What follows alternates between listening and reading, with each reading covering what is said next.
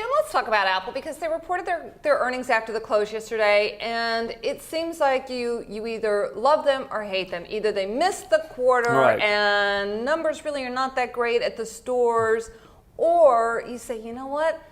They said they were going to do $25 billion. They did $28 billion. Be happy. Well, it's become a show me stock. You know, we put out a note about Apple, and I hate to say it as a show me stock because it used to be there wasn't any price I would pay. I always remind people you should divide by 10. So let's speak about the stock as a $40 stock. It's down from 42, but it's up from 35, 36.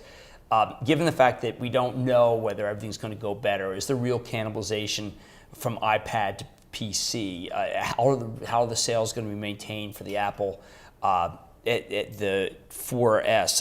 Are we in a moment where we have to start worrying about the future because Steve Jobs isn't there? All of these just say, listen, you know it's cheap, but now you got to be opportunistic. That's the word that we used in Action Alerts. It's got to be opportunistic, meaning it's okay to let it come down. It's cheap stock, but in terms of a radical revamp, no. I mean, it's still very much a growth stock. It still very much makes a lot of money. It's got a lot of cash, and that's all interesting. But you know, we need to see constantly rising estimates in order to continue to buy the stock, even though it's got a cheap multiple. And we don't have that right now.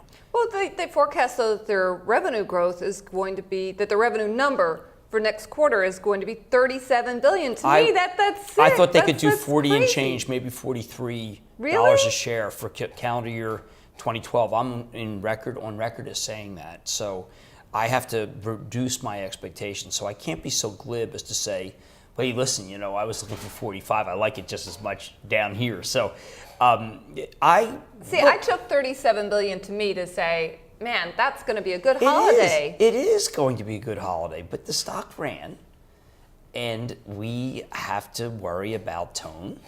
The tone of the call was, look, you know, we're supply and demand balance for the tablet. I didn't like that. I always like to see imbalance, more demand than supply.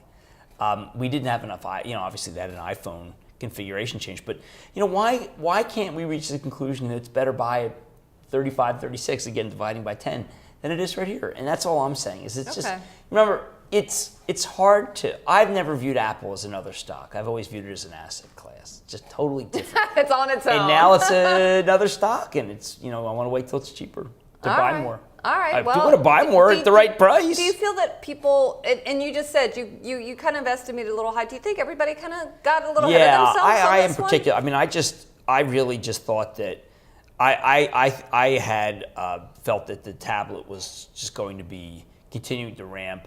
I've gotten, in the last 48 hours, lots of people telling me, people I respect, that the new Android phone is a real competitive threat.